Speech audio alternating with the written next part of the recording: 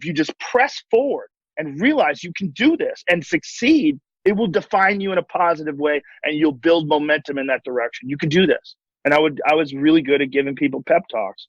I was really good at firing people up. And it was part of the gig that it was completely unexpected, because I thought the gig was just going to be these people do these crazy things, and I make fun of it, which is part of my job, and we all cheer, and it would all play itself out because it was a reality show. And it was sort of a game show / reality show. It was like a hybrid. But somewhere along the line, especially when they became really nervous, it was very intense. And there was moments where I wanted these people to win. I wanted these people to do their best. I wanted these people to succeed. And to be able to encourage someone. Trading, man, and that's the basis of psychotherapy. So, it's really something to get people to face their fears. I mean, you were doing it in a very idiosyncratic way, a very unique way. But I imagine it was psychologically compelling very often. Got any particular stories from that time? You got a good story from Fear Factor? Well, there was one time where there was this a family. It was a father and a son competing against a mother and the daughter. And the father and the son were kind of jerks, which was part of the competition. There was a lot of trash talking, but they were really cocky, and they thought that they were going to win, and it was, they had the parent and child teams had gotten down to 2, and it was the man and his son versus the woman and her daughter. And everybody thought these jerks were going to win, and we were kind of bummed out about it. But the woman and her child, they just rose to the occasion. And I mean, I remember talking to them and firing them up, but I didn't know if they could do it. What was the challenge? It was some crazy thing that they had to climb and do this thing. And I don't really remember all of it. Like, they had to gather flags. It was all for time. But the son, the kind of jerky son, the jerky dad, they kept screwing up, and they fucked up because, they'd kind of taken it for granted that they were going to win. Uh-huh. And when the pressure hit them, and they knew it was all on the line, a lot of times jerks are just insecure. And when they're under pressure, when they're really faced with real pressure, like, this is the real moment. Who are you really? Fuck all that talk. Who are you really? They fall apart. And the mother and the daughter won. And you're talking about a hardened crew of people that had watched people eat animal dicks and jump out of helicopters for season after season, episode after episode. We did 100 and something shows, I don't even remember how many shows, like probably 140 episodes of that show. Everybody cried. The camera people, like, I'll cry now if I'm thinking about it. When the mother and the daughter won. So affecting. I mean, there's a justice component to it, right? There's a comeuppance. It was a comeuppance. It was an underdog.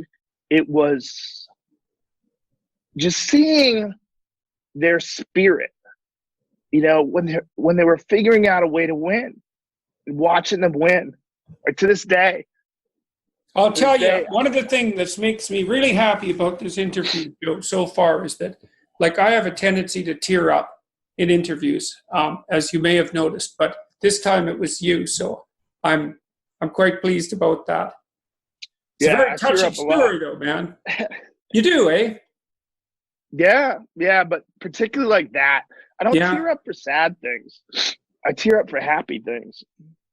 That's an interesting thing to think about too, because it's not exactly happy, right? It's because when these people come up to me and they tell me their stories, that often makes me tear up, because it's like this blast of dead, bloody seriousness with a happy ending.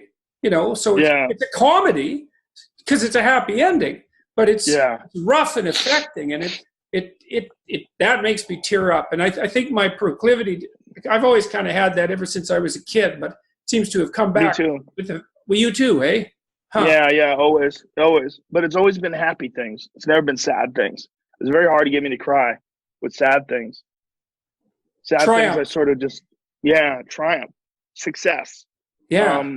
People pulling through, like post-fight interviews when I work for the UFC, when someone has like a particularly incredible performance, I have to fight off tearing up. I feel so happy for them. Isn't it strange that it's that same response to sorrow? It's the same response to sorrow and triumph. That tearing up. Like what the hell's up with that? I don't understand that at all. I mean, I guess it's also kind of a sign of empathy. Yes, it is definitely a sign of empathy. But what's also odd is that with sad things, I can objectively analyze them, and I cannot get sad. I can understand that this is just life, and it is what it is. And I mean, I won't feel good, but I won't start weeping. I don't weep for like sad things the way I weep for happy things. So that's interesting. So in some sense, you've trained yourself to detach yourself from that kind of sorrow, but not to detach yourself from triumph. I can rationalize and understand sorrow. I can internalize it. I get it. I know what it is. And, I just get so happy for people sometimes when things go well. Yeah. One of my guilty pleasures is I really like America's Got Talent and the BBC equivalent. What the hell's the BBC equivalent? Is it the X Factor? Something like that. Yeah. And it does the same thing to me. I'd see somebody slub themselves out there on the stage looking pretty damn dreadful in about 4 different dimensions, and then like knock it out of the park. It really, it's really something to, there's something amazing. Well, because I think as a human being, you realize how hard it is to overcome competition or these difficult moments, or these moments when you're tested. And there's fears and insecurities that these people have to battle, as well as the actual physical task in front of them. There's so much going on, and there's so much anticipation and nerves and anxiety involved in that to see someone triumph. I mean, I am a student of human will. I love stories of discipline and success. I don't like bad stories. I don't even like going to movies where they're sad. When people tell me about sad movies, I'm like, stop. I'm not going to that movie. I don't like it. I don't want to see it. I'm not interested. I know what sadness is. I've been sad. I get it. I'm not interested in getting that in a form of entertainment. I like success. I like seeing people triumph. I like seeing the human spirit manifest itself in spectacular ways. Yeah, that's why I like my lectures. That's why it's so fun to do them, because I'm out there trying to tell people that they have the opportunity to do that, and to point out to them too that if they watch themselves, they notice they love that. Because, that's one of the things. You go to a basketball game or a hockey game or something like that, and somebody makes a spectacular play, and it's a little celebration of the human spirit, ability to do something impossible in the moment, and everybody's up on their feet like in 1 second. Go, man, go. Yeah. And that's the more of that, the better, as far as I'm concerned. There's so much concentration on our the destruction we wreak on the planet, and our original sin, and our weakness, and the terrible things we do to each other. It's really nice to see those situations where people are celebrating the triumph of an individual in a group like that, and it really says something wonderful about human beings deep in their core for all of our problems. It's really something to be part of that. Yeah, I couldn't agree more. And I think we concentrate way too often and way too much on the negative aspects of people. I mean, it's almost like sports is about the only place that doesn't